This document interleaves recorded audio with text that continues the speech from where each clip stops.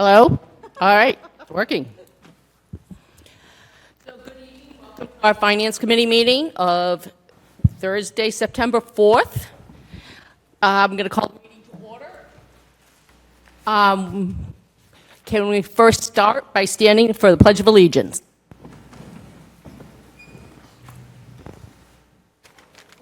Pledge allegiance to the flag of the United States of America, to the republic for which it stands, one nation, under God, indivisible, with liberty and justice for all.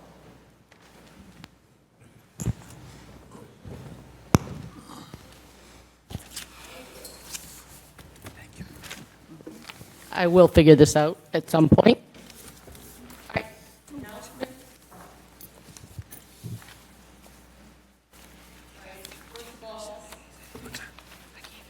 Public hearings for the special town meeting, the Finance Committee are tentatively scheduled for September 24th. You will want to get all business accomplished in those nights because the following Wednesday is not before, and then start running into we need to have the warrant ready and the books prepared and send out to the town meeting members in time for the town meeting, which is scheduled for.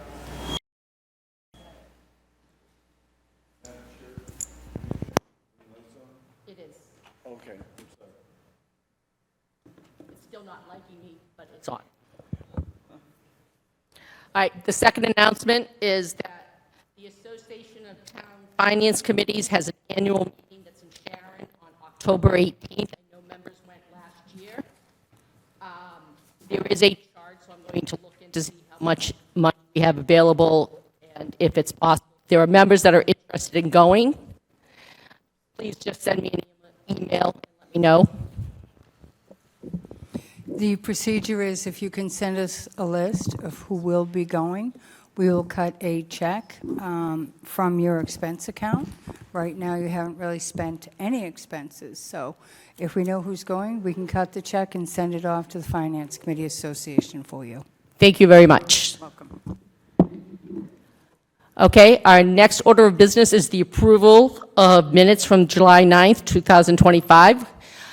I'm going to ask members, if you have it, hoping you all read them before tonight. If you have changes that require adding and changing words that are more than like 3 or 4 words long, I'm going to just ask you to remove it unless it's a key item. And the real key items on these minutes that must be there are motions and votes. Anything else about commentary that people make is nice, but it is not essential to our minutes. If anybody ever wants to watch more commentary, they can go watch the recordings of our meetings, all right? Because I don't want this to become an hour's discussion, an hour's worth of discussion. So, Madam Chair? Yes. I make a motion that we accept the meetings of July 9th. Second. all right, so we had a motion to accept the meetings as presented and seconded by, Me. okay. Oh, okay. Just so you make the motion and second and record that it was made and seconded, all right? I'm going to open it up for discussion if we have any changes, mistakes, name corrections. Sorry, forgot that part. On the bottom of page 1, where it's reviewing the nominations and votes, I believe it says on the nomination of Mr. Struck, the nomination failed 4 yes, 8 no. I think that should be John Walsh, because Mr. Struck wasn't nominated for that Thank position. you. And also Bob Mullen's name is spelled wrong.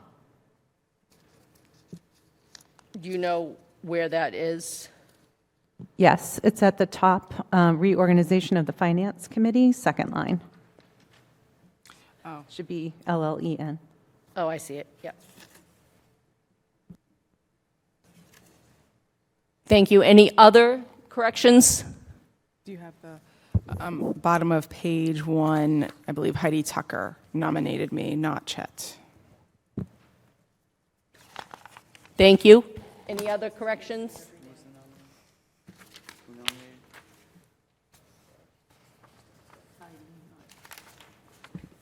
Anything else? Any other changes?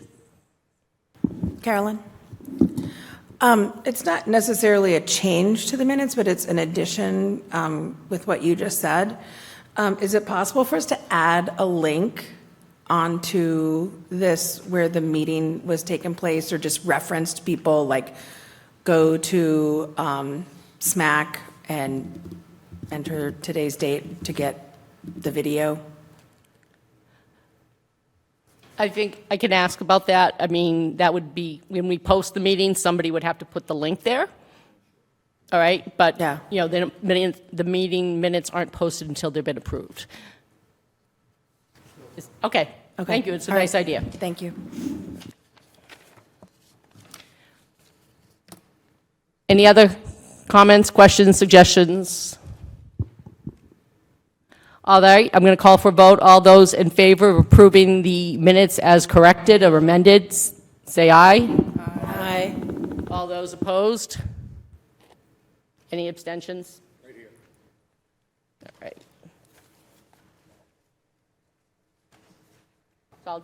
I'll declare it a vote. It was 1, 2, 3, 4, 5, 6, 7, 8, 9, 10, 11 to 0 to 1.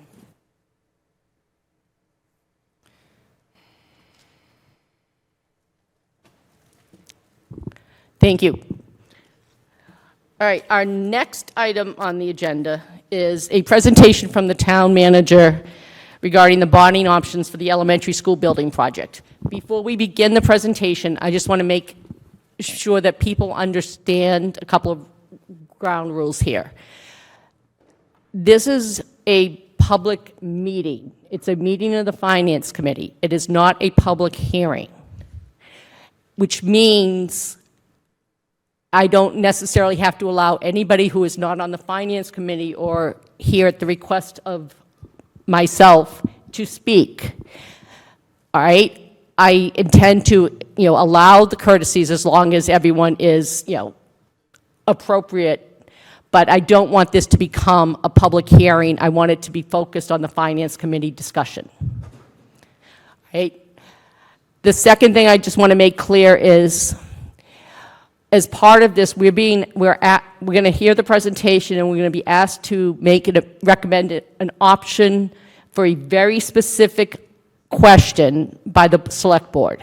Normally, normally the Finance Committee is an advisory committee to town meeting, the legislative branch of our government.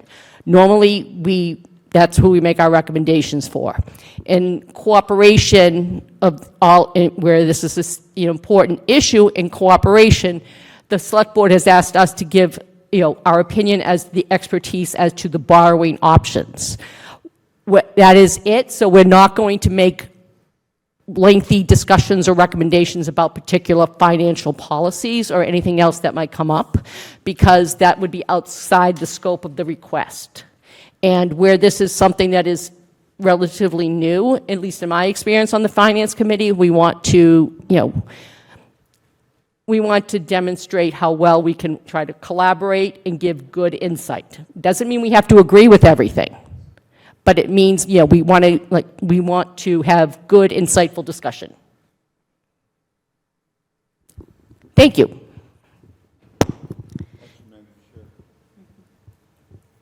Any questions? All right, town manager, Tom, you can begin. Thank you, Madam Chair, and through you to the members. First of all, on behalf of the Select Board, I'd like to thank this committee for convening this meeting this evening. The board sincerely is looking for advice and counsel. That by charter is the role of the Finance Committee, and with the makeup of this committee, I can speak on behalf of the board when I tell you that they sincerely want your input. So thank you for doing this on such short notice. We had a public information session with this presentation last Thursday evening. And through you, Madam Chair, if you'll indulge me just a bit, there were commonly asked questions that influenced or at least guided people's decision on which of these three options they want to consider. So through you, Madam Chair, I'd like to go through them very quickly. I think it may save a lot of time in the end. One of the first questions were asked about the project itself. So although it was outside the scope of what we're doing here, Because it informed their vote, that's why I am asking to bring it up tonight. The first concern about the project is that it involved exorbitant site costs, and that's correct. The vote as originally taken for a $65+ million financing project for the town involved extraordinarily high site costs as a percentage of the total project. And that was because the building committee was not successful in finding an agreement with the owners of Fano Drive. Had the town at the time been able to reach an agreement with the owners of Fano Drive, we could have avoided anywhere from $2 to $4 million in site costs. Having not done that, we were designing into the project 2 bridges to go over the wetlands that would not be necessary had we had Fano Drive. So really, through the remarkable vision of Mark Tisdale, he came to me with an idea on a land swap as opposed to buying Fano Drive that would enhance the value of the land holdings of the owner of Fano Drive while giving us Fano Drive without having to spend any money. It would be a direct land swap, no dollars exchanged, subject to town meeting vote on October 26th, next month. Mark and I together approached the family. Within 24 hours, we had an MOU, which will be presented to town meeting, which will reduce the cost of the project from anywhere from $2 to $4 million in site development costs. So that question, I think, informed a lot of people as to what the 3 options were. The next point was that there was a concern in that information session that the independent working group had promised a 30-year mortgage. And as you look at the document, it clearly states the options will be from 20 to 30 years. And then again, that would be a decision that would be made at the appropriate time by the board. It was not a 30-year mortgage. It was a menu of a 30, a 20, a 25, and a 30. Next point is the issue of paying for this within the current operating budget. That's an interesting question, and it's a very fair debate to have well in advance of where we are tonight. Town meeting has voted a debt-excluded bond. The ballot question spoke specifically to a debt-excluded bond. So the issue before us this evening and right up until the day we fund it is what term do we want to use for a debt-excluded bond? I will give particularly Mr. Laurie great credit for his research, but the time to have that discussion is well before town meeting where the debt exclusion is approved. To that point, it's just a statement of fact. Had we chosen to do all or a portion of that borrowing through the operating budget, we can debate it all night, but I know every line item in the operating budget, there would have been a significant reduction in services had we done it within the budget. And I'd be happy to sit down with anybody as a group or individually and show exactly why that's the case. Last point, I think, well, Biz is going to speak to this later, so I'll bypass it right now. There are a number of revenue sources that will be flowing into town, some of them automatically that can offset the amount we eventually borrow, and some of them by town meeting vote, totaling somewhere between $7 and $10 million if they were all voted in by town meeting, cash that was available in other projects. That is not counting the sale of the 2 properties, Jones School and South School, valued at somewhere around $2 million each. Again, through town meeting vote, that money can be used to reduce the amount of ultimate borrowing. And that's not in this $7 to $10 million. Carolyn. Just for clarification, the time to direct where we would want the money to go, like from the sales, would be at the time we are approving the sale of the property? That's correct. And would that require town meeting to approve that? Absolutely. So, so that's something we need to pay attention to whenever that happens in 5 or 6 or 7 years when the project's done, probably sooner than then. That we have to, if we want the money from the sale to go to reducing the debt, we have to specify that in our town meeting articles. I don't think the detail is important, but we'll get to it. I have no problem with I'm going to, that's the background. There was a discussion Thank of you. probably an hour and a half before we could get to the presentation. Biz is going to do what she always does. She's going to do a brilliant presentation of the choices, followed by a very one-chart, big print handout that will give us our options in a very clear way. Before she'll do that, she'll do exactly what she always does, which is correct you on any misinformation I just gave you. Thank you. And I'm sure I need correcting. Okay, thank you, Madam Chair, members of the Finance Committee for And I having wouldn't us mind it, again. except she enjoys it so much. I don't enjoy it. A little bit of information was misconstrued. When we sell the properties, we cannot put that essentially down on debt, but we can use that funding to add it to our budget to reduce budgetary costs, but it does not impact the debt exclusion itself. So it's a funding source that we can use for different avenues. And with the funding that we're looking at, we've already transferred approximately $1.5 million into this project that was done at the Maytown meeting, where we closed out funding from the high school and from a windows project, and they were both borrowing articles.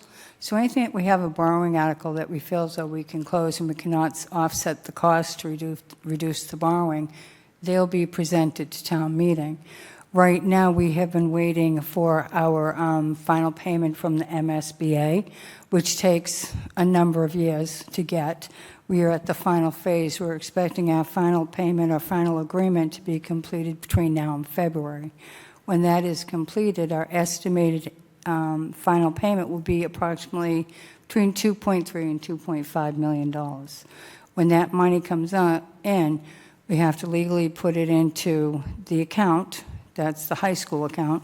And then at town meeting, we'll present an article that the money is in-house. We would like to transfer this money, just like we did in the spring, to reduce the borrowing costs on the school building project. So right now, we're already reducing the borrowing costs by $65 million down by 1.4, so that's what, 63.5. So as we continue on, our borrowing budget on our book will be reduced. And that's the goal, is to keep the borrowing as low as we can. That wasn't too bad. Well, thank you. Thank you. I still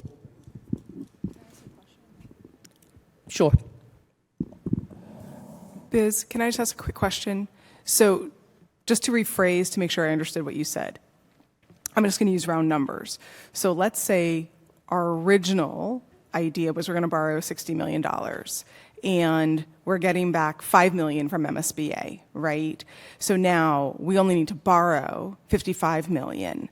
But once we make the decision to and pull the trigger to borrow that $55 million, after that, let's say we came into another $5 million, right? Could we pay that down ASAP, or no, we're stuck with the $55 million and we're stuck to the schedule of payments? How this works when you're doing municipal bonds, we have to go by a cash flow schedule. So our cash flow schedule currently is showing that we need $25 million this fiscal year, and the balance on July 1st of next fiscal year, so we can make the schedule of payments.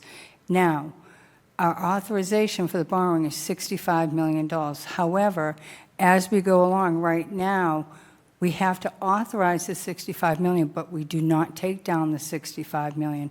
We'll be taking down the 63.5 at this point, get another $2 million, we'll be taking down less. And other funding that we can find to fund this project without taking out $65 million in borrowing, that's the intent of the town manager and the select board, and from the financial standpoint.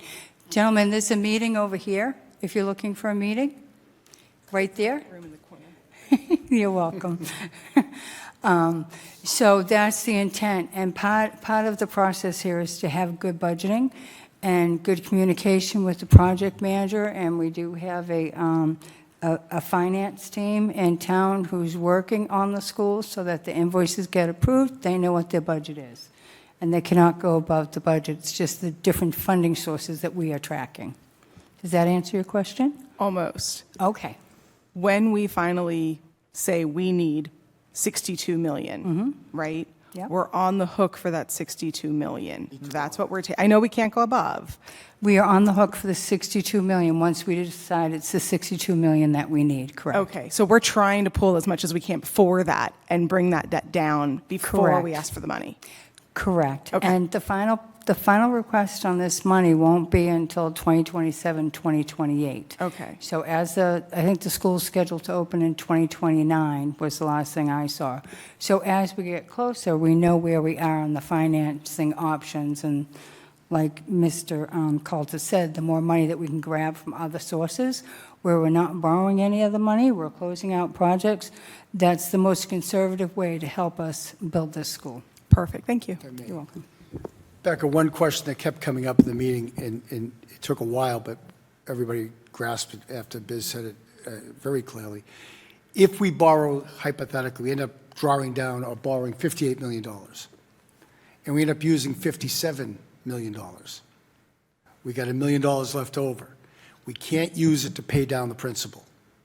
What we can use it for, in fact, one of the only things we can use it for, is another debt-excluded project, like we're using the money, unused money from the high school on this project. We couldn't use it from the high school to build a community center. But we still owe it back. Absolutely. Yeah, okay. I hope that's helpful as an We're already introduction. paying it back. We're already paying it back. Oh, yes. Biz, why don't you get into your presentation? Madam Chair, are there any more questions on that section? Yeah. Yes, Hi. sorry, Arnie has a question. Could I get a clarification? Maybe I missed it. Sure. But you mentioned 7 to 10 million and the sale of the two schools. And could I get a clarification on what that 7 to 10 million was again? So let me, please don't quote us on any of these, and some of them are going to be subject to town meeting vote. No, I understand, So we can't but say your it's gonna- best estimate. Yes, so we can't say it's going to flow automatically, it would be subject to a town meeting vote. Let me give you a list, if that would be helpful. So Biz has spoken about the 1.46, let's call it $1.5 million, that's coming back from the high school, okay, and from the West School window project. That's $1.5 million, all round numbers. The reduced site costs, let's say that's $3 million. Less money we'd have to borrow. Somebody's totaling this, I'm sure. Final payment from the MSBA, should the town meeting agree to put that towards this project, let's call that $2.5 million. The sale of the Jones School, which is, as soon as it's vacated, comes under the care, custody, control of the Select Board. The Select Board has already publicized its intention to ask town meeting to put that towards this project to reduce debt. Call that $2 million, and sale of the South School, another $2 million. What is that total? That would be I believe it's about $11 million. And Biz mentioned something that you couldn't use the sale of the school towards this project. Could you clarify that? The sale of the school will go into the general fund and then allocated by town. All the select board can do is, finance committee would be asked to do the same thing that we are. All the select board would do is make a recommendation to town meeting, and they've gone on record with a resolution saying they would do this, that money go towards paying down, reducing the amount of borrowing for the school. Now, the problem with that is timing. Obviously, the schools aren't going to come down and be sold until the new school is built. Therefore, the borrowing is done. So it creates kind of a timing problem on the sale of the buildings. If we get the money from the sale of the buildings, and could we use that to make payments instead of taxing the taxpayers further? In other words, we don't get it from the property taxes, we get it from the sale of the school. Am I interpreting it correct? As we move forward with this, as we're talking many years down the line, we will be paying back debt. Our debt is going to remain the same. However, let's say we have $4 million from the sale of the schools. We could use that, although it's a one-time funding source, not to pay down the debt, but to offset some of the budgetary requirements. So we'll still be paying the 5 million, let's say, in the debt exclusion, but we could use funding to reduce our regular budget. So there are some offsets here that will have value, but we won't have that value till after the school's up and the other schools are sold. It could, we may be lucky, they could sell like that. They may sell in 5, 10 years. So there's a lot of variables in this. I would say that at this point in time, adding up the figures myself, it's more of a, not a guarantee, but a probability of $7 million will be reduced in the financing before we close out the project from borrowing. That's more of a probability at this point in time. Thank you very much. I appreciate your answers. Joanna? Did you want to? Hi, thank you. I just was wondering, in a municipal bond, is it completely impossible to refinance? It is possible to refinance. Typically, refinancing is 10 years after you begin the bond and start your payments. And when you do it's called a refunding. So once you do a refunding, we work with our financial advisors, see if it's advantageous for us to refund, which is refinancing. So if the interest rate goes down, yes, it would be advantageous for us to refund. If the interest rates go up, it wouldn't be advantageous. So all of these things have to be looked at, but it is possible. And it's not, at 10 years, but it's not just, we can restructure bonds, everything we have. We can restructure at a 10-year point, and the financial advisor notifies us when we're able to refund and when the offer is being made. So it is possible, but again, it's down the line. Okay, I have one other question. Hilltop is our financial advisor, and Cinder McNerney, Yes. I think, okay, is she here, or is anyone from Hilltop here to help us be advised as well on the decision? Hilltop had done their presentation in April 2024, so all the information that you have is predicated on that information. Also, this sheet and comparative analysis, that was provided to us by Hilltop. We don't create it, they do. Right, but my next question would then be, they didn't put in for a 30-year initially. That was done after the fact. Why is that? Well, because when we do this type of borrowing, initially, it goes out for 20, 25 years. And that's typically what's requested and what's provided. However, the 30-year was not requested nor provided. So once this came to light, we went out, we requested the 30 years, so now we are providing that information. It wasn't to be deceptive or anything else, it's just not something that's normally done. So now we have all the options, so the select board can make the correct decision with the input of the finance committee and members of the public that's appropriate for the town. Any other questions at this time? Joel, Ben? Do you have a percentage of the budget, the general budget you have allocated towards this debt service in mind? Well, how this works is when we have a large project, we go to town meeting, and the recommendation at town meetings, for instance, the fire station back in 2021, that article was written that it would be 65 debt exclusion and 35, if I can add tonight, the balance of 35% would come from the budget. And that is how that debt is being repaid. Currently, with this school, how the article was written was that everything goes to debt exclusion, and also the ballot vote read the same, debt exclusion.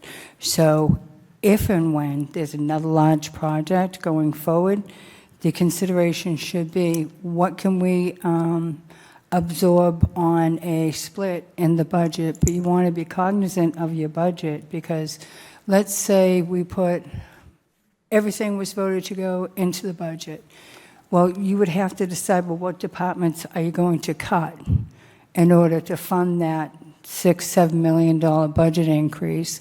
Or you're going to have to do a operational override.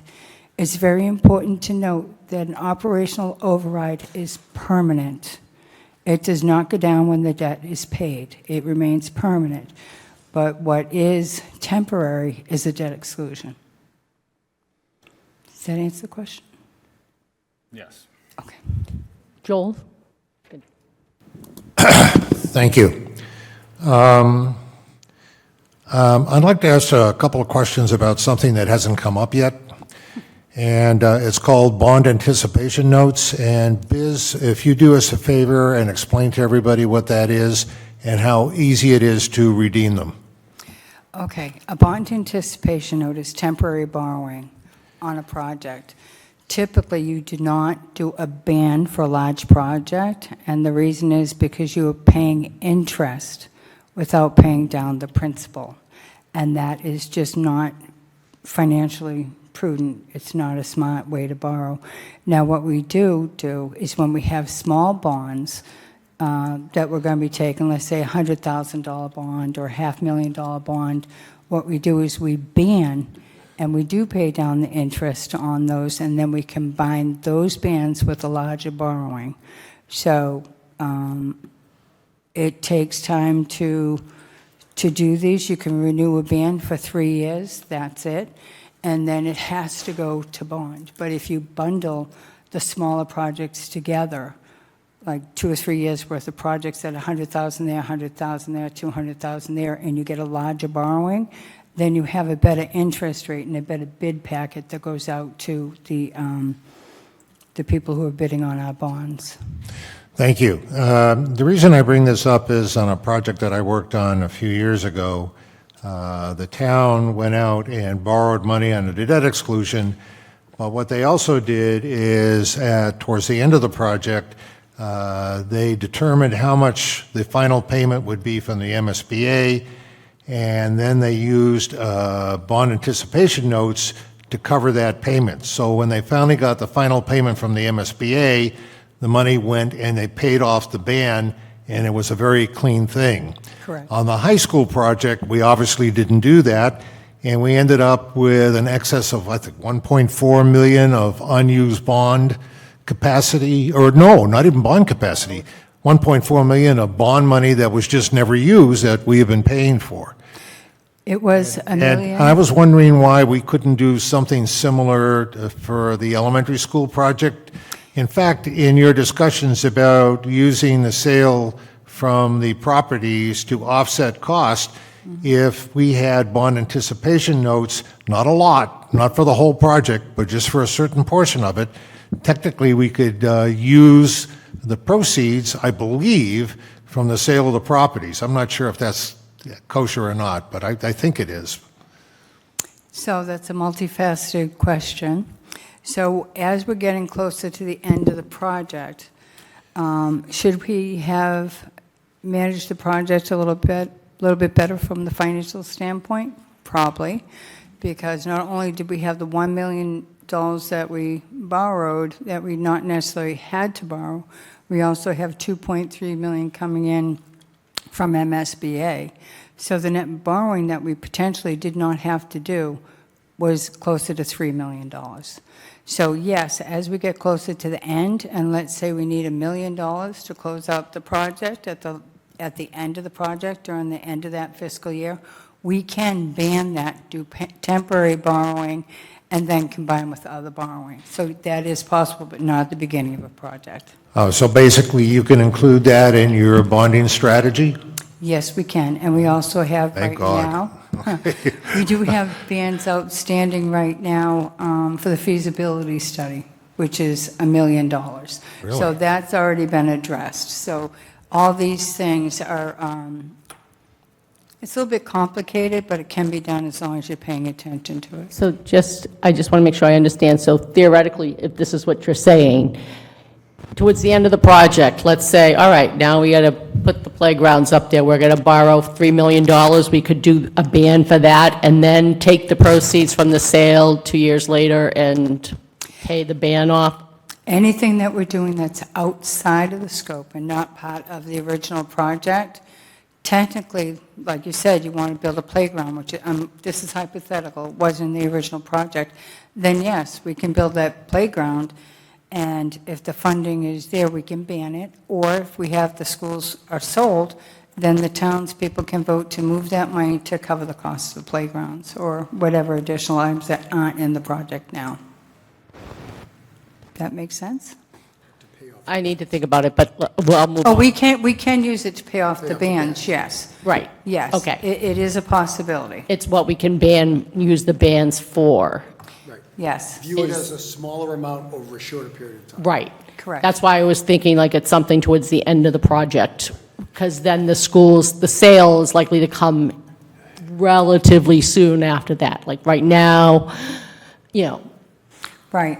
And as we get closer to the end of the project, that's when the dynamics can change a little bit. But right now, we have to plan for the project as today and not at the end for tomorrow. But good financial planning, like Joel mentioned, we can ban at the end and not at the beginning. thank you. John? Thank you. You're welcome. I just was wondering, the fire station was split between the debt exclusion and taking out of the budget. And I'm curious because when I spoke to the building committee person, he told me that taking it out of the budget was an option. So, I mean, is there any documentation to look into this? What building, well, all right, let's step back a little bit, okay? And I don't know who you talked to, but the fire station was totally different. The fire station was voted by the people, 65-35. That went to ballot vote, it was approved at town meeting, and it was approved at the ballot. That is our legal borrowing authority. Now, this project at town meeting voted for debt exclusion, nothing to do with the split, and then also ballot vote, of which I have the ballot vote here, if you'd like me to read it, states debt exclusion. So, as the saying goes, it's a moot point right now because we've moved beyond that. That's something that be considered for future projects, but it's over for this project. I think just for your clarification, I think part of the reason that an approach that was used with the fire station wasn't used for the elementary school project was the sheer size of the project. The fire station was estimated to be around 30 million or so.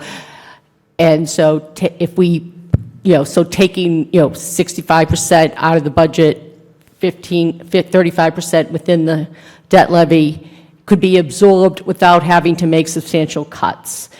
If we did something like that for the school budget, even if we don't talk about cutting the operating budget, we know there are other larger, not as large as the school, but significant projects that are going to come up between now and the end of the elementary school building project, like, if there's anything with the police station is, being considered as a renovation, and then, some of our large equipment purchases.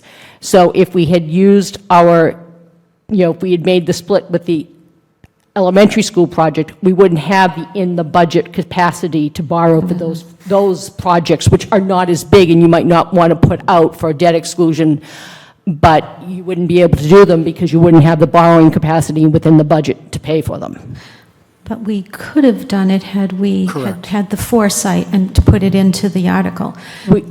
It could have been done if it was decided to. It was a policy decision made then. If the article was written that way, then it could have been split, but it wasn't, so at this point, we can't change it. So I do I want see to point out, though, if I may, that this is a very complex democratic process that got us to where we are today. That policy decision was voted by the majority of the select board, the majority of the finance committee, the majority of town meeting members, and then the majority of voters at the ballot box. So it was not an isolated policy decision by the board, by anyone else. All of those groups affirmed the decision to do this through a debt exclusion after considerable debate. Okay, so I'm just curious, it would have been a good option to help the people out and reduce their taxes had we taken it out of the budget, isn't that correct? We're already okay. No, but I'm just, because I want to make another point. Okay. What I'm going to ask is, at this point, I don't think we can go back. That's correct. We can't go back and change it at this point. True, All right, but I wanted to and- make another point about it, but I I wanted think right now, we have a presentation to go through, all right? So let's get through the presentation so we can vote first to discuss the possible borrowing options, and then if we have time, we can bring up that discussion briefly. All right, well, we're here right now, and we could have just been done with it, but, Oh, I don't want to spend our time getting into, you're going to say something, it might be brief, and I'm going to say something that might be brief, and then we're going to go around the room and there's another 20 minutes. That's why. okay. Ian? Thank you, Carolyn. So I just actually wanted to pick up on something that Joel had talked about with those bans. I'm just trying to understand kind of the timeline of things, because if I understand, there's initially the 25 million slice of the bond, at which, and then at some, I don't know if that happens before or after the project kicks off. And then at some point, we decide to take the balance of that bond, whether that's, it could be anywhere up to 40 or whatever else we need for that project. And I'm assuming that's before the front doors open, the front doors open and the kids go into school.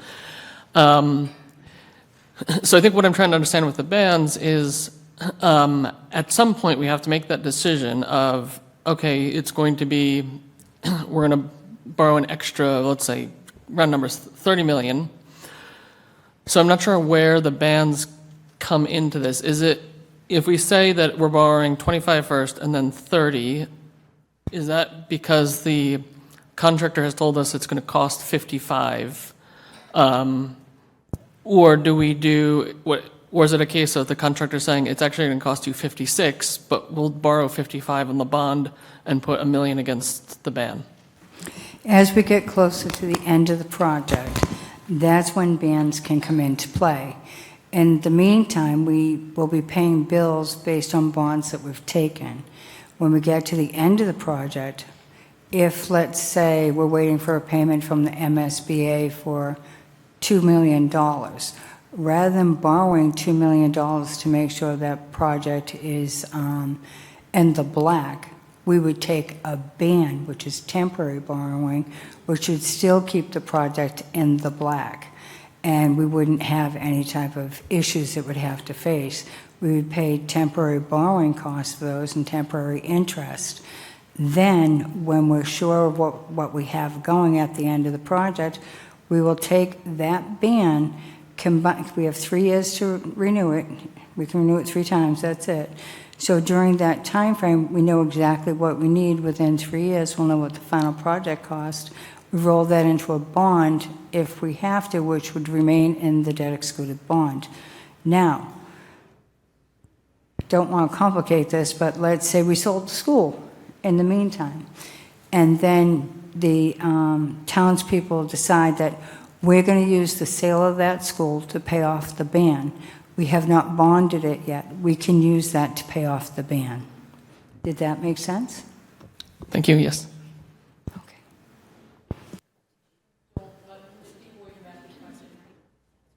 Sorry, I decided to shut off the mic.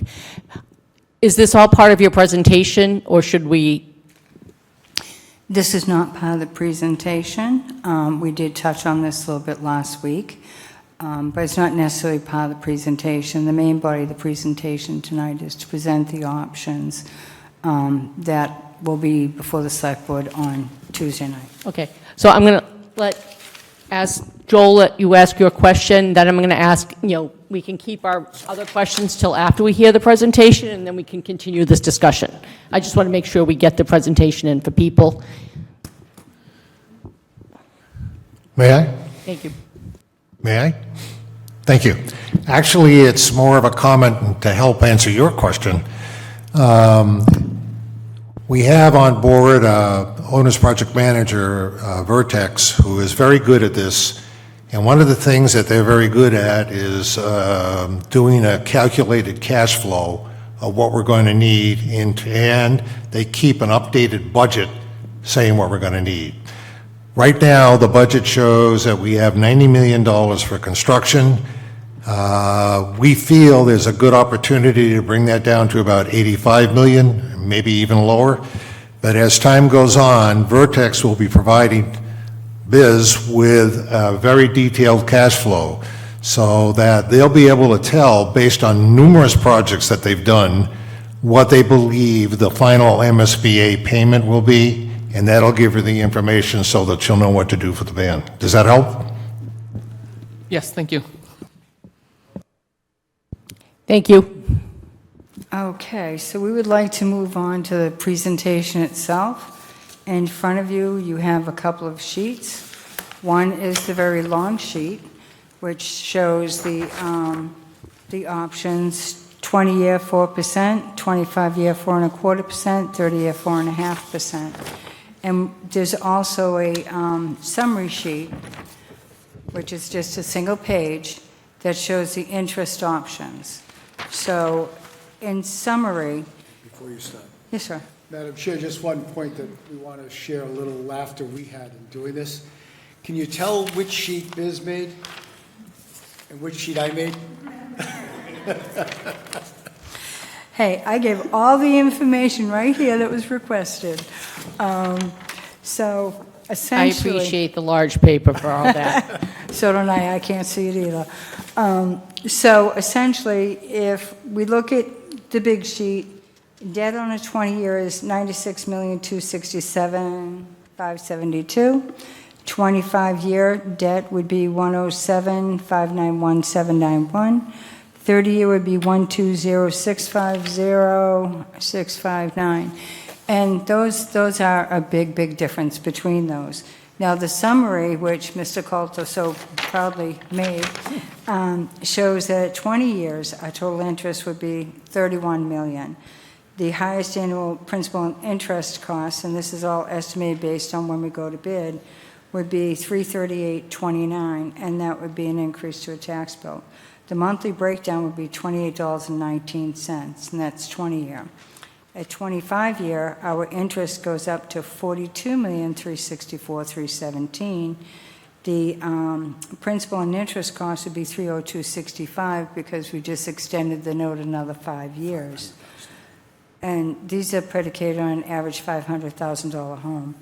And the monthly tax expense, if you look at it monthly, would be $25.22 on an average home, and this is how everything's being presented tonight. The 30-year, this says 4.6, but it's actually 4.5%, so Mr. Coulter had a typo here. I'm sorry. The total interest would be $55,429,086, which the highest annual cost projection is $282.83. However, the note is being moved out 10 years versus 2025, so you have a larger amount of years that you have to pay this back. The monthly tax expense would be $23.57. So the point of tonight is to discuss the recommendations that you would like to make to the Select Board based on the information that you have. And I don't think I have anything else unless somebody And for those of you who did not see the information center session, we won't share it now, but we polled the audience. There was approximately 40 people there. We polled the audience, and after you take a vote, we'll share the data from that poll. Thank you. So just to summarize, and then Mark, essentially, we have three options to start looking at. The principle is the same for all three of them. The interest goes up, the longer we pay, the more interest we pay. But if we pay, and so the interest rate goes up as well from a 20-year to a 30-year. However, the monthly payments are lower as for the longer time. And that's what we're going to consider. All right, Mark? Thank you, Madam Chair. Through you. So what we're looking at basically from the 20 to 30 year, the principal payment would be a difference of $55.46. And that would potentially save us $20 million, if I'm looking at this correctly. It's $24 million 24, yeah. between a 30-year and a 20-year. Between the 20 and 30, yeah. Okay, thank you. Just wanted to make sure I was seeing that right. You're welcome. And Heidi? Mark's using the big numbers, I was using the little numbers. So we're looking at the difference of $4.62 per month. But then if you go up $4.62, which is what, like a very light trip to Dunkin' Donuts, then we have 10 years less that we would be paying for the South School. I know that we have other projects that are kind of waiting in the wings. I believe the high school may have been 20 years loan, is that correct? It is. Thank you. So we have the high school at a 20-year loan. Fast, what was that? 5 years ago? So we have 15 more years on that? No. Joe, what year was that? I They opened in believe, 2019 because then the shut down because of the pandemic. But the borrowing started prior to that. right, so the borrowing, I believe, is scheduled to 2035. I would have to verify that date. Okay. I don't want to misspeak. Okay, so I'm just thinking, you know, I have a child at the middle school. I know the middle school is on the list. I don't know where exactly it is on the list, and it's probably going to change, and if anything, it's just going to keep bumping up from the MSBA. So, you know, when I look at these numbers and I think, oh, the difference is $4.62 more per month to be paying 10 years less. Mark was looking at the big numbers of 20 some odd million. It just kind of seems like it makes sense to me that we would do the 20 years. And I would be interested to hear the argument for the other two, because right now they're just not making sense in my brain. Mark? Sorry about that, yeah. I was looking at it on the small numbers, I was looking at the big numbers, but it's the same thing. To me, the 20-year just, it makes more sense to get her done. So, based on these numbers, and I look at the smaller numbers, we're talking about $55 a year more if we borrow for the 20 years, but we pay less because we end borrowing sooner, 10 years sooner. That is correct. Right, we save 24 million less, and we don't pay that 50-something dollars a year for another 10 years. Arnie? Real quick, the numbers that we're quoting here are based on a $500,000 house, and there are a lot of houses that are worth more than that. So some of the people are going to be paying significantly more, but just the average raised ranch in my area is going for between $650,000 and about almost $800,000. Right, I mean, I think for these, the point of the comparison is for this is, I'd say 500,000 is a rough median, at least, you know, based on Zillow, what I look at Zillow when they send me emails. All right, I don't think, for this type of discussion, we're not going to be able to do these types of calculations for every house, just because we would never be here and the numbers would start to lose any meaning. So it's kind of like, you know, they may pay more. If you have an $800,000 house, yes, you'll be paying more per year. You'll probably also be saving more in the long run because you would pay more for 30 years as you would for 20. Becca? So I have another process type understanding question. So you, again, using round numbers, if your house is worth $500,000 and doesn't matter if it's, I'm not asking about the 20, 25, 30, and let's say your tax burden for the debt exclusion specifically is just $300. And then in 3 years from whenever we start, your house value is now $600,000. Are you still, are we doing a percentage, or is it still 300, or is it a percentage? So now that it's 600,000, this keeps going out. Oh, now that it's 1,000. Sorry. Is, instead of 300, is now 325. So what happens is the cost of the debt exclusion does not change. The cost will always remain the same. Values of homes go up and down with the market trends. So if a home value goes up, if you look at the percentage 3 years down the road, you have, let's say, another 25 homes that come in and more industrial that comes in, that burden is shared. So there could be some fluctuation up. There could also be some fluctuation down. Okay. But it's not a set. No. Okay. Thanks.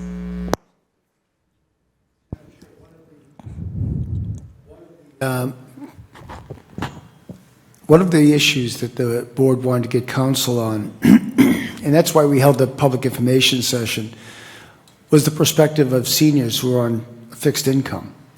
And although to many, $4.50 a month is not going to change their life, our concern is that for some people, that may be the difference between getting a medicine and a copay or not getting a medicine. So we're very interested in that. But the feedback from the seniors at the information center was very informative. Their perspective was not, at least those that spoke, and a couple of them are here, their perspective was not the $4.50. Their perspective was, we want to pay it off while we're alive and leave it debt-free, leave it without this burden, this payment, onto whoever inherits their home. I thought it was a very selfless position, but that was their priority, is to have this done and paid off before they turn their house over to a family member. Thank you. Are there other people have questions? Also, if there's anybody, I know we have the superintendent of schools, we have several members of the school committee, we have the chair of the board of the select board chair. And of course, we have Cynthia. If anyone wants to ask any questions, after, you can come up and ask if you want to, have any questions that you would like to ask or comments as well. Ian? Thank you. I've got just a question about kind of what the impact of outstanding balance might be to future borrowing. So I just did kind of a rough calculation looking at the difference between the 30-year and the 20-year and kind of thinking fast forward 15 years from now, by what my computers told me, the 30-year in 15 years, we'd still owe over $40 million on that borrowing. And with the 20-year, we'd still owe over $20 million. So $20 million difference in that time frame. If, 15 years from now, there's some other project that has some borrowing, does the amount that we owe as a town on the debt exclusion factor into what our future borrowing rates would be? All borrowing that we have outstanding and all authorizations that we make, they do have an impact on how we move forward. The rule that we have to follow is we can borrow up to 5% of our equalized value. At this point in time, our equalized value at our last tax rate was just over $6.5 million. So we have a borrowing capacity of that's $6.5 billion. We have a borrowing capacity of $312 million. So as we continue down this road, we need to have a good idea of what we've borrowed, what we owe, what our debt service is in the future, so that we can plan these things out. And this is a primary reason that at town meeting, right now, we're trying to take the objective that we pay for any capital projects via free cash, because that's the point of free cash, and we reduce our everyday borrowing. Just for a little bit of education, when I first got here, I asked for the debt book, because that's very important. Our debt book is that thick. That tells you how many notes we have outstanding. The first thing I saw was 2024, I believe it was, 2023, the town borrowed $5,000 at 20%, and they're taking 5 years to pay that back. If that's not a waste of money, I don't know what is. So that could have been captured in a budget line. That could have been captured through a free cash allocation. So these are the types of things that we as management are looking at saying, what are we doing? We have to plan for tomorrow. And we have to really be solid on this. And that's the approach that we're taking with all borrowing going forward. So did that answer the question? Yes, thank you. You're welcome. Is that borrowing capacity include both excluded and included debt? Yes. And isn't there a limit on the amount of included debt you can have? Well, with your included debt, we are capped at our levy capacity. So our levy capacity for year-end 2025 in our taxation was 156 million. That's called our levy ceiling, I'm sorry, that's the levy ceiling. So we have to be careful what we're doing with borrowing, with budgeting. Everything we're doing, we have to keep these margins in line so that we aren't putting the town in any type of financial jeopardy, not just for today. A lot of people just look at today. You can't just look at today. You have to look at tomorrow. You have to project out 5, 10 years. And that's why our capital plan going forward is projecting out 5, 10 years of what are we going to need. There's a difference between a need and a want. And that's what we're doing is what is a need, what is a want, just like you would do in your home. So those are the things we're looking at and we're trying to gain control over. So we have a $156 million borrowing cap of debt that's included within the budget. No, our borrowing capacity is 312 million. Oh, And- okay. Yeah, All right. Oh, it's double that. yeah, it's 312, and it's 5% of a $6.5 billion equalized valuation of the community. Okay, and then our total maximum borrowing, whether we pay for it within the debt or through debt exclusions, is that? At this point in time, it's the 312, but as we go through each year, our valuations go up in the community with new growth, new building, things like that. So that changes every year. Okay, thank you. You're welcome. Joel? Who else? Once again, Then I'll get you guys. just for clarification, Mr. Coulter used the term mortgage.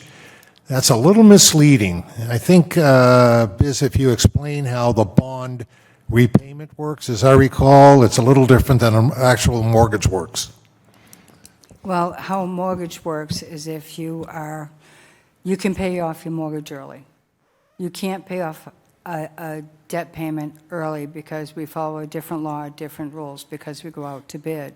So when we go out to bid, it's a repayment schedule, and these repayment schedules, just like a car payment, just like your mortgage, they go out X amount of years. So for simplicity's sake, equating it to a mortgage is a simple way to think about it. But it's a little bit more complicated when you get into municipality. We don't follow the same rules and guidelines as your home, personal finances, and/or private industry finances. So I think Mr. Coulter was just trying to make it a little bit more simple for people in the audience to understand.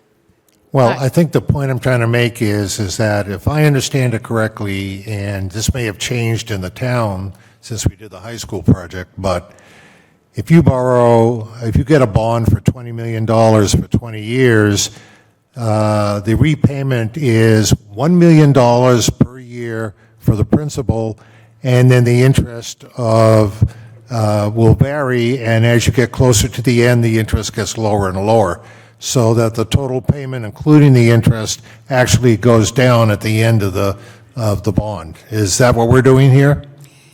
Every borrowing is a little bit different. There's called level debt and non-level debt. So in this case, if you review the schedules here, I'm sorry, I'm not speaking into the mic, your principal in the beginning on these is lower in the beginning, and your interest is lower at the end. So we're paying more principal at the end than we are at the beginning. You're paying more principal at the end than you are at the beginning? Yep. They get the interest first?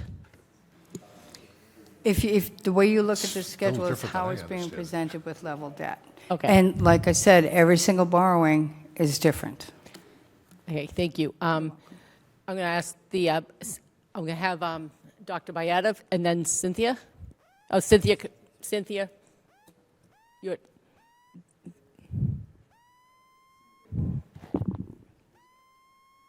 Oh, thank you. Oh, I like that. I was going to say, where's my personal? Cynthia Walsh, 1096 Park Street. Stoughton is not a wealthy community, regardless of what some people might think. And the key to developing generational wealth is something my family is interested in. When I inherited the farm, it was debt-free. My parents had kept the taxes up, and they had paid off their mortgage. I'm not going to live another 30 years. No one in my family has lived to be 107. I'm leaving the farm to a younger family member, third generation of that farm. I want to make sure that when I leave it, that the debt on it isn't so overwhelming that he has to sell. So it's important to me that it be 20 years. So that I can leave, right now there's no mortgage, I've got the taxes up to date, I haven't borrowed any money against the property.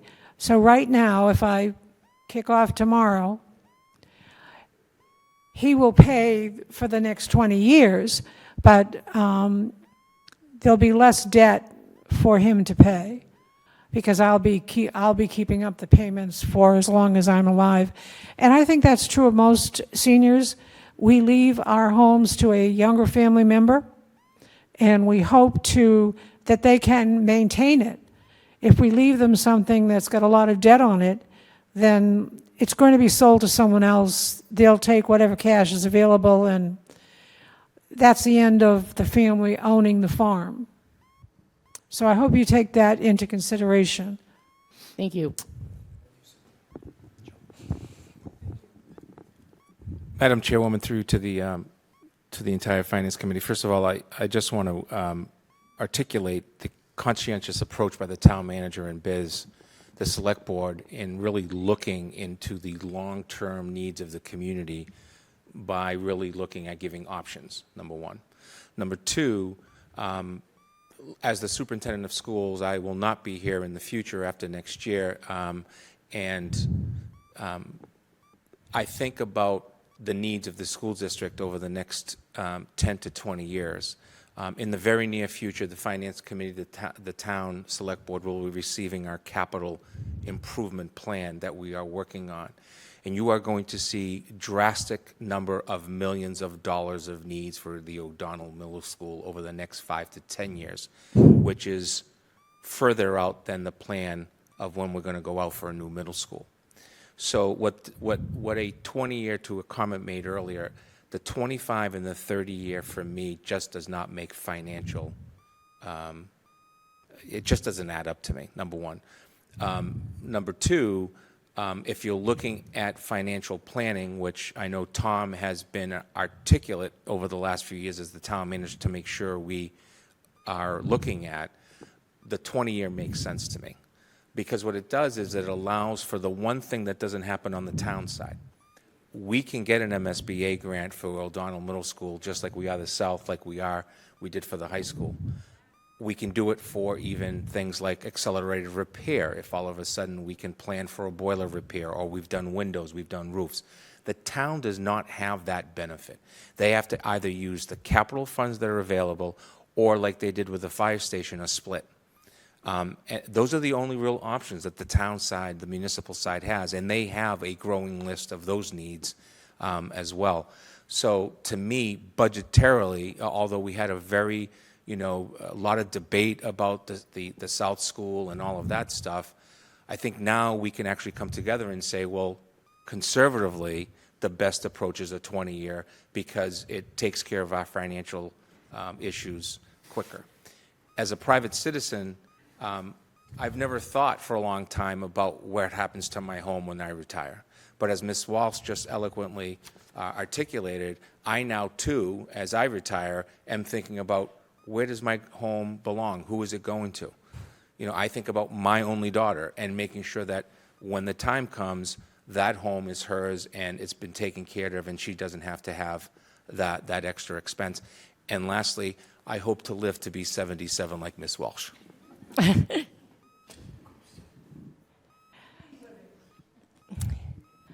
Is there anybody else that has questions, wants to make a comment?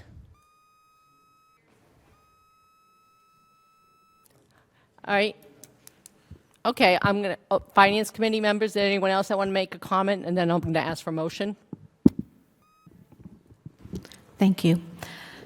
I'm just curious, since we neglected to include taking the money out of the budget, or we didn't, at least on the second vote, we didn't. But what I'm curious about is special town meetings coming up. We haven't picked a bond yet, so can't we implement something there in order to give the people a break and try to give them a chance to take it out of the budget? It almost seems like you're opposed to that option, and I don't understand why. It's such a viable option, and it makes the most sense. It's even more sensible than the 20-year. That seems like the second choice, so that's my question. I'll allow them to speak, but I would just like to say, in my experience on the town meeting, when an article has been voted that's been approved by bond council, and we make changes to it, well-intentioned, at town meeting, we wind up paying more money in the long run. A big example of that is the library. The original library project was probably due to start like 2 or 3 years before it did. We at town meeting made what we thought was a nice, simple 5 or 6 word change to the bonding article as prepared by town meeting. Bond council subsequently rejected the article. We had to come back like 2 or 3 years later, revote the entire project. The amount was still the same. We couldn't expand the cost, but it meant that things that were originally included in the project were not included in the final project because everything else cost more because of that 3-year delay. So I just like to make clear that, language for borrowing articles and for the debt exclusion articles, that borrowing has happened. The article's been voted. We can't, town meeting changing anything that bonding council submits is a danger in and of itself. Like, not necessarily like a bylaw, but the way because those are written very specific guidance that we don't understand. I mean, I do not have any sort of expertise in any sort of bonding law. I think right now, though, what we need to keep in mind is town meeting authorizes the borrowing. That is our job, is to authorize the expenditures. The actual borrowing is the job of the select board. They get to decide the terms of it. So delaying this to town meeting doesn't do anything except because special town meeting, which is around the corner. Even to special town meeting, because it's not an issue for town meeting. We're giving we've been asked for our advice as financial representatives of town meeting, but this is a select board decision. This is a decision of the executive branch. So town meeting has no authority to make any determination, any vote on how the select board decides to bond this as a 20-year project or a 30-year project. All right, we authorize the borrowing. We could say, yes, we authorize the borrowing. No, we don't authorize the borrowing. Yes, we authorize it within the budget, or no, we authorize it as a debt exclusion. Once we've done that, town meeting is done. Town meeting's role is done in this project, unless there's something. All right, so right at this point in the process, what we're being asked has nothing to do with town meeting at all. So waiting to the special town meeting it's going to just hurt the town, because I believe they want to start this process sooner than the special town meeting, because there's going to be costs and stuff that are going to be incurred by the design costs and everything else that are already being incurred that they need to start paying for. Am I right on that? I think you did that beautifully. All right. So I appreciate your wanting to get the input of town meeting members, but this wouldn't be an issue for town meetings. I don't think waiting till then would be particularly helpful. I think we want to focus on what do we as a committee want to recommend. Benjamin?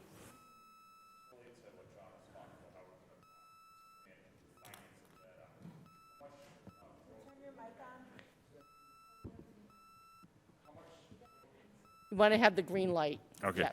How much growth are we looking at year over year between 2025 and 2026 in terms of, we've seen a lot of commercial growth with logistics park and recent sources of revenue. How much growth are we looking at? Thank you very much for that question. Just like free cash, new growth does not exist until it's submitted and certified by the Department of Revenue. It would be inappropriate for us to make any comment on something that would be a guesstimate. And just to be clear, new growth is not an individual funding source. New growth is part of taxation. I know there's been comments that we will take new growth and we'll put it to XYZ. However, you cannot. New growth is taxation, and that's where it belongs. It's not a separate funding source. Thank you. When do those certifications actually happen? They happen in December at recap. Thank you. So once we have that, we will provide data. Benjamin, do you have another question? That's it. Okay. Any other questions? Jonna? I know it's really not something that I should probably mention, but it's just so frustrating because we voted for it and then we voted against it, and all we wanted was to take the money out of the budget and use the TIF money. That's all we wanted, and that would have been a good option, and it wasn't included in the latest vote. So I guess we're going to have to live with that. That's a shame. Okay, so I would like somebody to make a motion. You can make a motion to recommend a 20-year option, a 25-year option, or a 30-year option. Arnie? I make a motion that we approve the 20-year option. Second. Second. You got I'll second seconds that. from several members? Can we do by whoever raises their hand in the Oh, future? John, In all the right. future, We'll in the give you the future. second, yeah. No, I'm in trying the to give it to future. you, all right? In the future. That's All all I'm right. saying. I'm all excited that people want to make motions and second them. All right, we have a motion which has been seconded to recommend to the select board a borrowing option of 20 years for the bonding term for the elementary school project. Do we have any discussion on the motion? Not seeing any, I'm going to ask for a vote. All those in favor of the motion of recommending a 20-year borrowing term, raise your hands as aye. All right, that's 1, 2, 3, 4, 5, 6, 7, 8, 9, 10, 11. All right, we have 11 yes. Do we have anyone opposed? Raise your hands. I don't think there was any, but I want to make sure. And is anybody abstaining? So the motion carries 11 to 0. Madam Chair, your committee is clearly hearing the will of the people. The vote at the open forum was 27, 1, and 2. Thank you. Okay. New business. I do not have any new business other than we will be coming at the end of the month for 2 nights of Finance Committee hearings. I would entertain oh, wait. Sorry, Madam Chair. I just wanted to make a correction about your announcement about our special town meetings tentatively scheduled for the 9/24 and 9/25. They will be held here, Yes. I'm assuming? Yes. Our public hearings will be held here at the Great Hall. Madam Chair, if I may, please call down to the town clerk's office and make sure this room isn't already scheduled. I've already done that. Okay, they just asked me to remind you. I did that, and then I've done it already for March as well. Thank you. So we'll be here every Wednesday and Thursday from the last week of February through the entire month of March, spending lots of quality time together on town meeting articles. Do I hear a motion to adjourn? Motion to adjourn. Okay, a motion to adjourn by Becca and seconded by Heidi. All those in favor? Aye. All those opposed? Nobody ever opposes that. Thank you, everybody, for coming, and the meeting's adjourned.